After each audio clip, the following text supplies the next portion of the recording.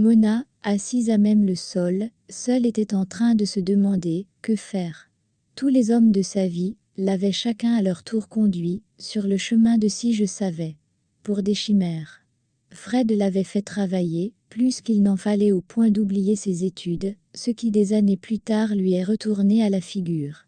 L'autre lui avait vendu du rêve, et elle se retrouvait poursuivie par la justice pour faux et usage de faux. Elle voulait rejeter la totalité de la faute sur eux. Mais une part d'elle lui disait qu'elle aussi avait sa part dans ce gaspillage.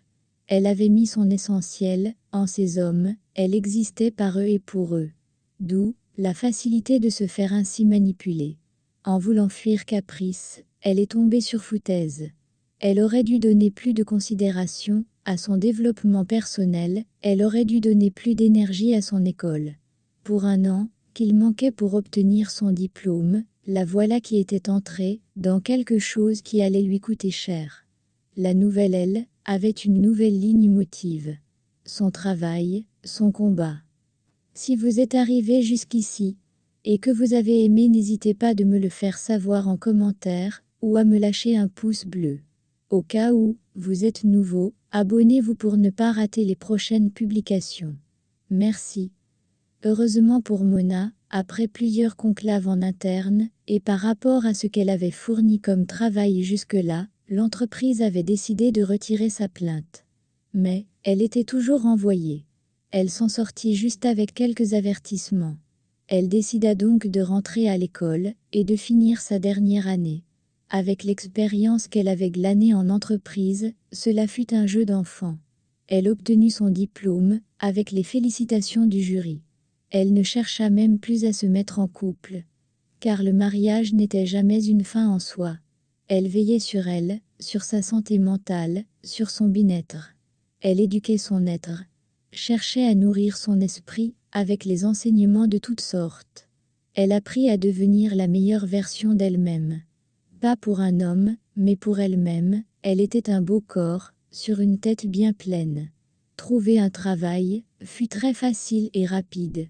Elle reprit le même grade, le même rôle, et les mêmes avantages que d'antan.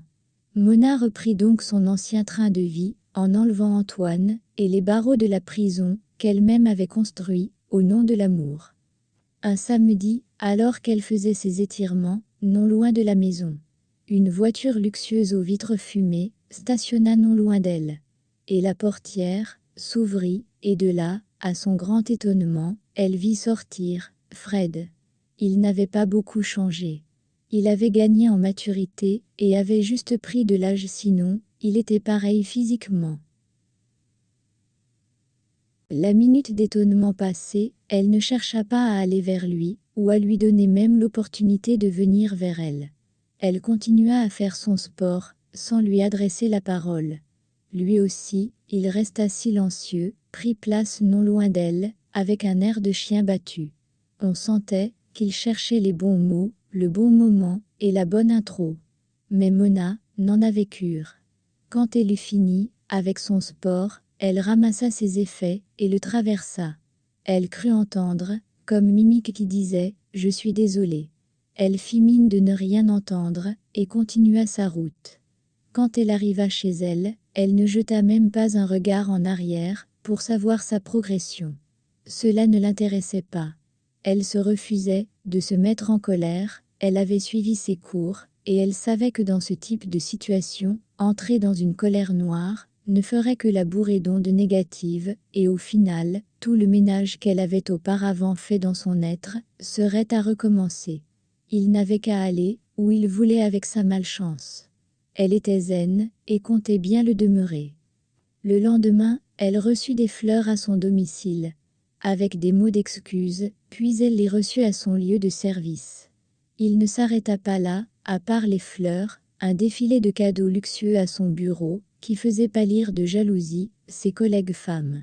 Elle ne renvoya aucun d'eux, elle considérait cela comme le remboursement de son investissement, comme ses parents aimaient bien lui dire.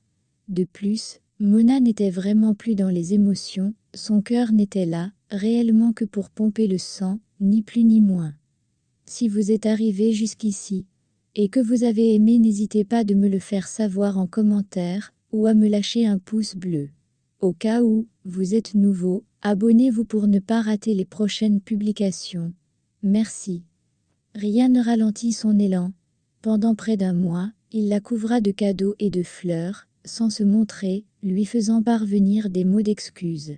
Puis un soir, il lui passa un coup de fil, et lui demanda un rendez-vous. Mona estimait avoir été largement rétribuée, et pouvait bien lui accorder cela. Il cala tout, pour le samedi qui suivait. Le samedi arriva à pas de cheval. Il vint la chercher chez elle, pour l'emmener au restaurant. Le restaurant était d'un luxe insolent. Après qu'il ait passé commande, il se mit à s'excuser, pendant près d'une heure. Puis Mona lui dit qu'elle l'avait déjà pardonné depuis belle lurette. Pas par amour, mais parce que pour son processus de guérison, d'acceptation de soi, de confiance en soi, elle en avait besoin. Elle devait laisser toute rancune, toute colère, toute mauvaise onde derrière elle, donc si ce n'était que pour le passé, elle était déjà passée à autre chose. En avançant, dans la conversation, Fred lui expliqua qu'avec ses amis, qu'elle traitait de bandits et de vilains, il s'est créé une voie, dans la vente de véhicules, puis de fil en aiguille, la chance aussi aidant, il a investi, réinvesti, et cela lui a plutôt souri, il a régulé sa situation, et aujourd'hui, il ne se plaint pas, a plutôt une situation des plus convenables, avec plusieurs entreprises à son actif. Elle était contente pour lui, mais sans plus. Fred de continuer, il avait ce rêve-là, de réussir, ensemble, mais il avait compris, quand elle l'a importé, que jamais cela ne pourrait se réaliser ensemble. Il était content de ce qu'il était devenu, et voulait qu'elle aussi en profite. Il était convaincu qu'elle restait et demeurait la femme de sa vie, car elle le connaissait mieux que quiconque, elle a été là pour lui, quand il n'avait rien, et lui refusait de renoncer à elle. Pour Mona, son discours était beau, avait son sens, mais cela ne provoqua aucune émotion. Ce qu'elle avait retenu, d'essentiel, était qu'il s'était régularisé, et qu'il pouvait prendre soin de lui, et voulait aussi investir sur elle. Tout le reste là, n'était que du charabia. C'est sur cette base-là, qu'elle accepta de le fréquenter. Il ne lésina pas sur les moyens. Elle ne savait pas, à combien s'estimait sa fortune. Mais, elle savait qu'il lui faisait vivre, la vie que petite, elle avait rêvé de vivre. Les week-ends, ensemble ils visitaient les pays aux paysages paradisiaques et sauvages, en semaine ils faisaient des restaurants à son gré. Chaque semaine, elle avait droit à des cadeaux. Pour son anniversaire, il lui avait offert une voiture de son choix, à toutes les fêtes, elle avait droit à quelque chose. Elle savait que son ancien elle, bien qu'elle aurait été aux anges, elle se serait inquiétée des dépenses folles qu'il faisait, aurait cherché à tempérer, aurait cherché à diriger. Mais, son elle de maintenant, c'était elle d'abord, et elle savait que jusqu'ici, il n'avait pas eu besoin d'elle pour avancer, il a su le faire. Pourquoi vouloir changer quelque chose qui marche ? Car parfois, on a tendance à croire que le monopole du savoir siège en nous, pourtant parfois le tort même applaudit à notre passage. Elle le laissait décider et guider, la seule chose qu'elle était intraitable dessus, c'était son travail à elle, elle ne faisait rien passer avant lui. Son travail était et demeurait son combat. Depuis tout ce temps, elle avait refusé de se donner entièrement à lui, et il a respecté sa décision. A attendu qu'elle soit prête. Et là, l'observant et jaugeant le pour et le contre, elle trouva que, lui, faisait un bon parti. De plus n'ayant mis aucun organe dans cette relation, elle ne pensait pas, y laisser les plumes. Elle décida donc qu'elle était aussi prête pour qu'il officialise les choses, et qu'en ce jour-là, elle lui fit part de sa décision d'accepter, d'officialiser les choses, il était fou de joie, et ce soir, les choses allèrent beaucoup plus loin que d'habitude. Elle avait appris ses cours, et elle lui fit de l'art dans l'intimité de leur chambre. C'était une telle explosion d'émotions que Fred la nomma au rang de voix autorisée de sa vie. Les montagnes russes, il les fit. À chaque fois qu'elle pensait en ces termes, elle ne pouvait s'empêcher d'éclater de rire. Elle ne doutait pas qu'il l'aimait. Pour être revenu, il fallait vraiment que ce qu'il éprouvait pour elle soit très fort. Mais après l'acte, il était devenu dingue d'elle. Et elle le savait. De son côté, il était si content de l'avoir enfin retrouvée. La partie de l'histoire, qu'il avait eue à dessein, était qu'il avait essayé avec d'autres femmes, mais il avait toujours l'impression que quelque chose manquait à son bonheur. Et quand il a compris que c'était elle, il avait cessé de se battre et était allé vers elle. Le passé, il ne lui en voulait pas, sincèrement, car ses actions n'avaient rien de méchant, au contraire même. Sauf que, parfois, pour que les choses avancent, on doit se faire violence. Maintenant qu'il l'avait retrouvée, il fera tout pour la garder. Il savait que quelque chose avait changé, et que sûrement elle ne l'aimait même plus comme avant. Il avait la certitude d'avoir assez d'amour pour eux deux. Il voulait juste sa présence, son attention, il souhaitait juste que comme avant, elle soit son essentiel. Le passage de leur relation en quelque chose de beaucoup plus sérieux le rendait fou. Car ce soir, il ne savait pas dire si elle était humaine, la façon extraordinaire qu'elle usait de son corps lui fit perdre la raison. À un moment il voulait tout lui léguer, mais il avait l'impression que ce n'était toujours pas assez. Il l'avait élevée dans sa vie, dans son être, au rang de déesse. Des relations, il en avait eu, mais ce type jamais, ce ressenti jamais, cette intensité jamais. Il était arrivé même au point où tout seul, il restait, il pensait à son essentiel, il frissonnait. Il pouvait l'appeler plusieurs fois par jour, car il voulait qu'elle sache tout ce qu'il vivait. Il voulait l'entendre. Parfois même, en sa présence, il était tellement confus qu'il perdait le fil de ses pensées et de ses mots. Fred voulait à tout prix que l'officialisation de leur couple se fasse très rapidement. Il ne voulait pas honorer Mona, car elle n'en avait pas besoin. Elle était à elle seule, un conteneur d'honneur ambulant. Pour lui, c'était un honneur de l'avoir pour femme, elle était si sûre d'elle, si soyeuse, si gracieuse, il ne se voyait pas la perdre une deuxième fois.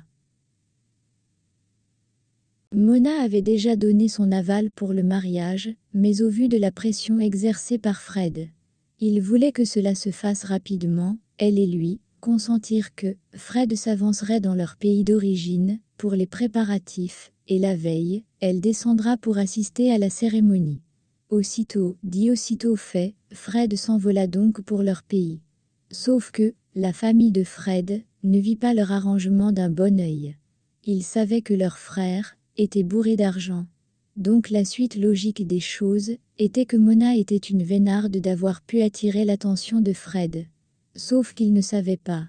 Il n'en savait rien. Devant Fred, il ne laissait rien voir de ce qu'il pensait réellement, mais au fond de chacun imaginait déjà les galères qu'ils allaient faire vivre à Mona. Pour qu'elle sache que ce n'était pas donné, et qu'elle sache qu'elle n'avait aucunement sa place assurée dans leur famille. La veille du jour de l'arrivée de Mona, Fred ne tenait plus sur place, il lui a réservé un accueil de princesse, aux grandes dames de sa famille. Ses phrases commençaient, et se terminaient par Mona a dit que, Mona veut que, Mona aime que. Sa famille apparentait son comportement à de l'envoûtement, il souhaitait aussi y voir clair. Il ne concevait pas qu'un aussi riche pouvait être dingue de sa femme. C'était juste incroyable. Cela signifiait aussi, d'autre part, que c'était elle qui contrôlerait tout, même le portefeuille du couple. Et cela les rendait très mal à l'aise. Ils se refusaient à rentrer dans la galère d'avant à cause d'elle. Le lendemain, bien des heures à l'avance, Fred était déjà à l'aéroport pour elle. À l'heure convenue, il était au pied des escaliers de l'avion pour ne pas perdre en temps. Quand elle descendit les escaliers de l'avion, elle était très simplement vêtue, mais pour lui, il la trouvait tellement séduisante. Il ne lâcha pas sa main, pendant tout le trajet vers la maison. Il voulait tellement la sentir. Ils décidèrent d'abord aller chez lui, pour ensuite aller la laisser chez ses parents, comme le veut la tradition. Quand il arriva, tout le monde était content de les voir, du moins, c'est ce qu'il se disait. Il a suffi que Fred se déplace pour aller faire une course rapide non loin de chez lui, pour que la vraie nature de tout un chacun se dévoile. Il n'avait même pas fait 1 kilomètre en voiture, que tous se jetèrent sur Mona, pour lui déverser leur venin. Heureusement que Fred, en cours de route, se rendit compte qu'il avait oublié quelque chose, et fit rapidement demi-tour. Il entendit ce que tous les membres de sa famille pensaient effectivement de sa femme. La majorité la qualifiait de profiteuse, de chasseuse d'or, et de sans le sou. Une minorité la considérait comme une femme indigne, et réclamait d'elle de passer un test, pour qu'ils puissent juger par eux-mêmes le choix de leur frère. Ayant assez entendu, il entra, juste au moment où le tour avait été fait. Mona était tenue debout au milieu d'eux, avec une posture très digne. Au vu de scène, on avait l'impression que toutes ses paroles glissaient sur elle, qu'elle avait une armure qui la protégeait, qui empêchait qu'on la blesse.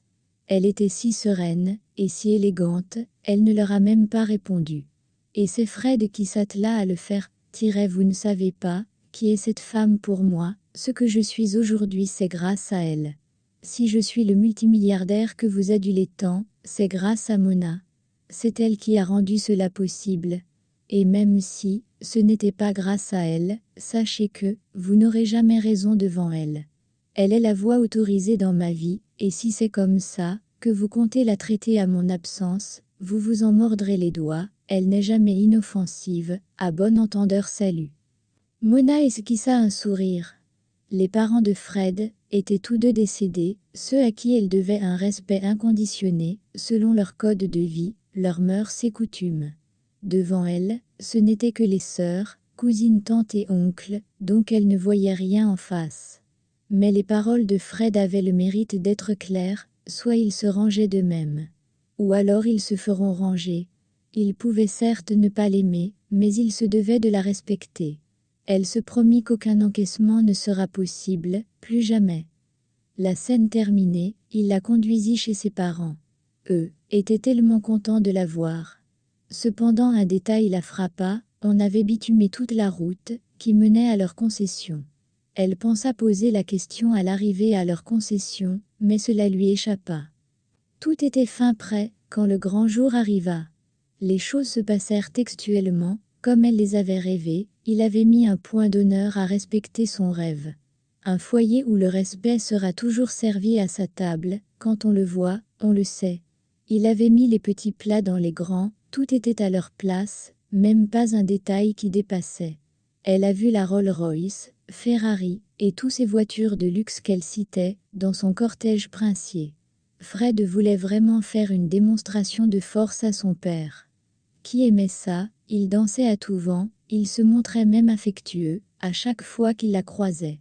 Tout se passa très bien, Fred et Mona se promirent individuellement de garder ce môme gravé dans leur tête. Au moment de rentrer dans sa belle famille, elle s'était déjà préparée à entrer en guerre. Mais à son grand étonnement, rien ne se passa, il n'eut pas de débordement, seulement et rien que du respect, on lui a témoigné. Durant tout son séjour avec eux, elle a compris qu'il n'avait pas besoin d'être rangé, il s'était rangé tout seul. Il avait compris qu'il y avait des combats qu'il vaudrait mieux éviter de mener. Jamais Fred ne changea son comportement, et jamais plus Mona n'utilisa son cœur pour réfléchir dans sa relation. C'est ainsi qu'ils vécurent, pendant bien des années et années. Merci d'avoir regardé ma vidéo. Si vous avez aimé, n'hésitez pas de me le faire savoir en commentaire, ou à me lâcher un pouce bleu. Au cas où vous êtes nouveau, abonnez-vous pour ne pas rater les prochaines publications. Merci.